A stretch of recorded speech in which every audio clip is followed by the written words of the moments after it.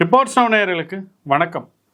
US tariff அதிகம் பண்ணதுக்கு அப்புறம் இப்போ நம்ம ஊர் திருப்பூர், கோயம்புத்தூர், ஈரோடு மாதிரியான பகுதிகளில் இருக்கக்கூடிய டெக்ஸ்டைல் இண்டஸ்ட்ரீஸுக்கு ஒரு பெரிய பாதிப்பு வந்து ஏற்படுத்தியிருக்கு. கிட்டத்தட்ட 50% வரைக்கும் டேக்ஸ் வந்து அதிகப்படுத்தியிருக்காங்க. இதனால வியட்நாம், பங்களாதேஷ் மாதிரி நாடுகளோட கம்பேரிட்டிவான ப்ரைஸ் ஏற்றுமதி பண்ணுறதுல நம்ம நாடு சின்னதாக ஒரு தொய்வடைஞ்சிருக்கு அப்படின்னு சொல்லலாம். இதுலேருந்து வெளியில் வர்றதுக்கு மத்திய அரசு பார்த்திங்கன்னா பல விஷயங்கள் பண்ணிக்கிட்டே இருக்குது. மாநில அரசு என்ன மாதிரி பண்ணிட்டு இருக்கு அப்படிங்கிறத கொஞ்சம் விரிவாக பார்க்கலாம் வாங்க. உக்ரைனில் நடக்கக்கூடிய சண்டைக்கு நம்ம ரஷ்யாவுக்கு ஆதரவாக இருக்கும் அப்படின்னு சொல்லி நம்ம நாட்டு மேலே டேரிஃப் வந்து யூஎஸ் வந்து விதிச்சிருக்காங்க. அங்கேருந்து நம்ம என்ன வாங்குகிறோம், இது மூலிமா நம்ம இன்டைரக்டாக ரஷ்யாவுடைய இந்த போருக்கு வந்து நம்ம சப்போர்ட் பண்ணுறோம் அப்படின்னு சொல்கிறாங்க. ரஷ்யாவிலேருந்து வந்த புடின் அவர்கள் ரொம்ப தெளிவாக சொல்லியிருந்தார், இந்தியா ரஷ்யாவிலேருந்து ஆயில் வாங்குறதுல பிரச்சனை இருக்குன்னா இப்போ யூஎஸ் ரஷ்யா கிட்ட இருந்து அணு ஆயுதத்திற்கான மூலக்கூறுகள் வாங்குறது பிரச்சனை இல்லையா அப்படின்னு ரொம்ப தெளிவாக கேட்டிருக்காரு. யூஎஸ்க்கு வந்தால் ரத்தம், இந்தியாவுக்கு வந்தால் அது தக்காளி சட்னியா அப்படின்ற கேள்வி தான் வருது. இந்தியாவிலேருந்து யூஎஸ்க்கு ஏற்றுமதி பண்ணக்கூடிய பொருட்களுக்கு டேரிஃப் விதிச்சிருக்காரு ட்ரம்ப் அவர்கள். இதுலேருந்து ஓவர் கம் பண்ணி நம்ம ஊரில் இருக்கக்கூடிய டெக்ஸ்டைல் இண்டஸ்ட்ரி நொடிஞ்சு போயிடாமல் இருக்கிறதுக்கு, மேலும் மற்ற நாடுகளுக்கு காம்படேட்டிவாக ப்ரைஸ் வேணும் அப்படின்றதுக்காக பல விஷயங்களை வந்து முன்னேற்பாடுகளோட முன்னெச்சரிக்கையோட செயல்பட்டிருக்காங்க. என்னென்ன செயல்பட்டிருக்காங்க அப்படின்றத நம்ம வந்து பார்க்கலாம். எக்ஸ்போர்ட் பண்ணக்கூடிய பொருட்களுடைய விலையை வந்து நியூட்ரலைஸ் பண்ணுறதுக்கு முன்னாடி என்ன விலைக்கு அனுப்பிச்சிட்டு இருந்தாங்களோ அதே விலைக்கு நியூட்ரலைஸ் பண்ணுற அளவுக்கான ஏற்பாடுகளை வந்து பண்ணிட்டு இருக்காங்க. இது எப்படிலாம் பண்ணுறாங்கன்னு பார்த்தீங்கன்னா, எலக்ட்ரிசிட்டிக்கு பே பண்ணக்கூடிய டியூட்டியில் வந்து மத்திய அரசு வந்து வேவியர் கொடுத்துருக்காங்க.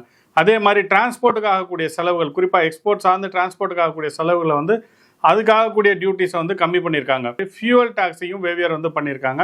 இது மூலிமா 2-4% விலை அப்படின்றது குறையறதுக்கான வாய்ப்புகள் அப்படின்றது இருக்கும். இன்ட்ரெஸ்ட் ஈக்குவலைசேஷன் அப்படின்னு வந்து சொல்லியிருக்காங்க. இதன் மூலிமா இப்போ நீங்கள் ஒரு நிறுவனம் நடத்துறீங்கன்னா கண்டிப்பாக எல்லா நிறுவனங்களும் கடன் வாங்குறது வழக்கமாக இருக்கும். இந்த கடன் வாங்கும்போது குறிப்பாக எக்ஸ்போர்ட் சார்ந்து கடன் வாங்கக்கூடிய இடங்களில் 3-5% வரைக்குமான கடன் தொகையில் வேவியர் வந்து கொடுத்துருக்காங்க. அது எக்ஸம்ஷன்ஸ் வந்து கொடுத்துருக்காங்க. இது மூலிமா என்ன ஆகும்னு பார்த்தீங்கன்னா 10-15% அளவுக்கான பொருட்களோட விலை வந்து குறையறதுக்கான வாய்ப்புகள் கூட. ரொம்ப முக்கியமாக மத்திய அரசு என்ன பண்ணிட்டு இருக்கு அப்படின்னா, குறிப்பாக நரேந்திர மோடி வந்து இதை ரொம்ப பர்சனலாக எடுத்துருக்காரு. ஏன்னா அவர் குஜராத்காரு. குஜராத்தில் அதிகப்படியான இந்த டெக்ஸ்டைல் இண்டஸ்ட்ரீஸுங்கிறது அப்படி ஜாஸ்தி. குஜராத்தில் இருக்கக்கூடிய சூரத் பட்டுலாம் ரொம்ப பிரபலமானது. சூரத்தில் அதிகப்படியான, நம்ம ஊர் எப்படி கோயம்புத்தூர், திருப்பூர் இருக்கோ அதே மாதிரி சூரத்லேயும் அதிகப்படியான இந்த டெக்ஸ்டைல் இண்டஸ்ட்ரீஸ் ஜாஸ்தி இருக்குது. ஸோ அவருக்கு குறிப்பாக இந்த டெக்ஸ்டைல் இண்டஸ்ட்ரியில் இருக்கவங்களுடைய கஷ்டங்கள் என்னன்றது அவருக்கு ரொம்ப எளிதாகவே புரியும். ஸோ இதனால் அவர் என்ன பண்ணுறாருன்னா, பல நாடுகளுக்கு வந்து அவர் பயணப்படுறாரு. இது மூலிமா குறிப்பாக சொல்லணும்னா யுஏஇ, நம்ம துபாய்க்கும் இந்தியாவுக்குமான நட்புறவை வந்து வலிமைப்படுத்துறாரு. இது மூலிமா யூஎஸ்க்கு இந்தியாவிலேருந்து பொருள் அனுப்பாமல் யுஏஇ மூலிமா அனுப்புறதுக்கான வாய்ப்புகளை கூட்டுறாரு. அதே மாதிரி ஆஸ்திரேலியாவோட நட்புறவை வந்து மேன்மைப்படுத்துறாரு. ஆஸ்திரேலியாவுக்கு நம்ம பொருளை ஏற்றுமதி பண்ணுறது. அதே மாதிரி யூரோப்பியன் கண்ட்ரீஸ்லையும், குறிப்பாக யூகே, யூரோப்பியன் கண்ட்ரீஸ்லையும் நட்புறவை வந்து மேம்படுத்தி இங்கே உற்பத்தி பண்ணக்கூடிய ஆடைகளை வந்து அந்தந்த நாடுகளுக்கு ஏற்றுமதி பண்ணுறதுக்கு டைவர்ஸ் பண்ணுறாரு. யூஎஸை மட்டுமே சார்ந்து நம்ம மார்க்கெட் இல்லாமல் வெவ்வேறு நாடுகளையும் சார்ந்து நம்மளோட மார்க்கெட் இருக்க முடியும். அப்போ தான் யூஎஸ் மாதிரியான ஒரு நாடு நமக்கு வந்து ஒரு தடை விதிக்குதுன்னா வேற ஒரு நாட்டுக்கு ஏற்றுமதி பண்ணி நம்ம அந்த பொருளாதார சிக்கல்லேருந்து வெளியில் கொண்டு வரலாம் அப்படின்றதுக்கு ரொம்ப ஒரு முன்னெச்சரிக்கையோடு நம்ம வந்து செயல்பட்டுருக்கோம். குறிப்பாக நம்ம வந்து ஆஸ்திரேலியா, துபாய், அதே மாதிரி யூரோப்பியன் கண்ட்ரீஸுக்கு நம்ம வந்து இந்த நரேந்திர மோடி பர்சனலாக போய் பல விஷயங்களை வந்து சாதிச்சுட்டு வந்திருக்காரு. பெரிய தொழில் நிறுவனங்கள் உற்பத்தி ஆகிறதுக்கான இன்சென்டிவ்ஸ் வந்து ஜாஸ்தி கொடுக்குறாங்க. இப்போ பெரிய பெரிய டெக்ஸ்டைல் இண்டஸ்ட்ரீஸ் வைக்கிறதுக்கான இன்சென்டிவ்ஸ் வந்து ஜாஸ்தி கொடுக்குறாங்க. இது மூலிமா பல பேர் இந்த தொழிலில் வந்து முதலீடு பண்ணுறதுக்கான வாய்ப்புகள் வந்து கூடும். புது டெக்னாலஜிஸ் இம்ப்ளிமெண்ட் பண்ணுறதுக்கான வாய்ப்புகள் கூடும். அதே மாதிரி இனோவேஷன்ஸ், புதிய ஸ்டார்ட் அப்ஸ் நிறுவனங்கள் இந்த துறையில் வரதுக்கான வாய்ப்புகள் வந்து கூடும். நாடு முழுக்கவே பார்த்தீங்கன்னா விவசாயத்துக்கு அடுத்தபடியாக டெக்ஸ்டைல் இண்டஸ்ட்ரியில் அதிகப்படியான வேலை வாய்ப்புகள் அப்படின்றது கிடைக்குது. நிறைய ஸ்டார்ட் அப்ஸ் இந்த துறையில் வர்றதுக்கு ரொம்ப வாய்ப்பு கம்மியாக இருக்குது. அதே மாதிரி படித்த இளைஞர்கள் நல்ல வேலை வாய்ப்போடு நல்ல சம்பளத்தோடு இந்த இண்டஸ்ட்ரியில் வரது கம்மியாக இருக்குது. ஆனால் அதெல்லாம் ஊக்குவிக்கிற மாதிரி அங்கே அதில் வேலை பார்ப்பவர்களுக்கு பார்த்திங்கன்னா ஸ்கில்ஸை டெவலப் பண்ணுறது, தொழில் நிறுவனங்களை உருவாக்குறதுக்கான ஸ்டார்ட் அப்ஸ்க்கு ஃபண்ட் பண்ணுறது, இன்சென்டிவ்ஸ் கொடுக்குறது, இந்த மாதிரியான விஷயங்கள்ல மத்திய அரசு வந்து வேலை பார்த்துக்கிட்டு இருக்காங்க. இது மூலிமா இந்த இண்டஸ்ட்ரியில் ஒரு பெரிய புரட்சி ஏற்படும். புதிய தொழில்நுட்பங்கள் வரும். உலகத்தையே வழிகாட்டுறதுக்கான ஒரு வாய்ப்புகள் கூட்டுறதுக்கான விஷயமா இந்த இன்சென்டிவ் ஸ்கீம்ஸில் வந்து மத்திய அரசு செயல்பட்டு வருது.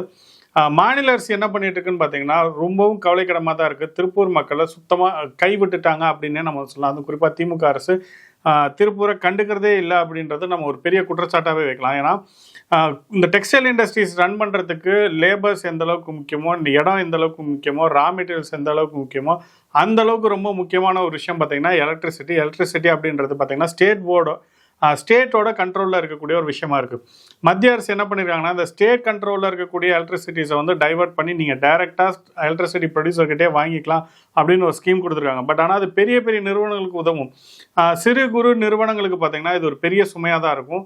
கமர்ஷியல் கரண்ட் யூஸ் பண்ணுறவங்க பார்த்தீங்கன்னா 7 ரூபாலேருந்து 9 ரூபா 50 பைசா வரைக்கும் இப்போ வந்து கரண்ட் ப்ரைஸ் வந்து இன்க்ரீஸ் பண்ணியிருக்காங்க. அது 2025 யூஎஸ் டேரிஃப் விதித்த இந்த மாதிரி சமயத்துலையும் இவங்க வந்து எலக்ட்ரிசிட்டி ப்ரைஸை கூட்டுறது அப்படின்றது பார்த்தீங்கன்னா திருப்பூரில் இருக்கக்கூடிய மக்களுக்கு ஒரு பெரும் சுமையாக இருக்கும் அப்படின்னு சொல்கிறாங்க.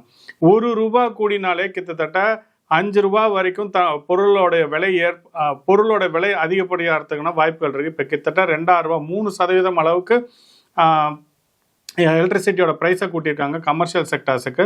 அது பார்த்தீங்கன்னா ஒரு பெரிய சுமையாக தான் இருக்கும். திருப்பூரில் சிறு குறு தொழிலே இல்லாமல் போகிறதுக்கான வாய்ப்புகள் தான் இருக்கும். ஒன்றும் இல்லைங்க, 10க்கு 10 ரூமில் ஒரு ஏசி ஒரு 10 பேர் வேலை பார்த்தாங்க அப்படின்னா இப்போ ரெண்ட் வந்து ஒரு ₹10,000 கொடுக்குறாங்கன்னா கரண்ட் பில்லு மட்டும் ₹30,000 ₹40,000 கொடுக்குற அளவுக்கு இன்றைக்கி நிலைமை இருக்குது.